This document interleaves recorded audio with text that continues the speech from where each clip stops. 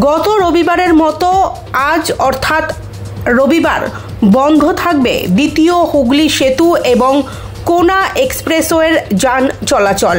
ফের দ্বিতীয় হুগলি সেতুর কেবল এবং বিয়ারিং প্রতিস্থাপনের কাজ এবং কোনা এক্সপ্রেসওয়ের সাঁতরাগাছি বাস স্ট্যান্ডের কাছে ইস্পাতের বিম তুলে বসানোর কাজের জন্য আজ অর্থাৎ রবিবার সেতুতে সারাদিন যান চলাচল বন্ধ রাখা হবে বলে জানা গিয়েছে।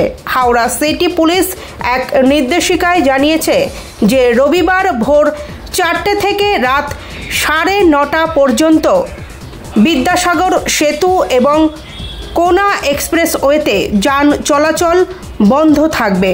এর ফলে যানবাহন ঘুরপথে চলাচল করবে। ওই কাজ চলাকালীন কলকাতামুখী সব গাড়ি ধুলোগড় মোড় থেকে Nibra, solve, Pakuria, CCR bridge হয়ে নিবেদিতা সেতুর দিকে ঘুরিয়ে দেওয়া হবে। আবার কলকাতা থেকে হাওড়াগামী গাড়িগুলি হাওড়া ব্রিজ, জিটি রোড হয়ে নিবেদিতা সেতুর দিকে যাবে। মালবাহী গাড়ি ছাড়া ডানকুনিগামী সব গাড়ি বেলেপোল, শৈলেন মান্না সরণি, হাওড়া আমতা রোড হয়ে মাইতিপাড়ার দিকে যাবে। আবার মালবাহী গাড়ি ছাড়া অন্য গাড়ি কাজীপাড়া মোড়, আন্দুল রোড হয়ে আলমপুরে 16 নম্বর জাতীয় সড়ক ধরতে পারে।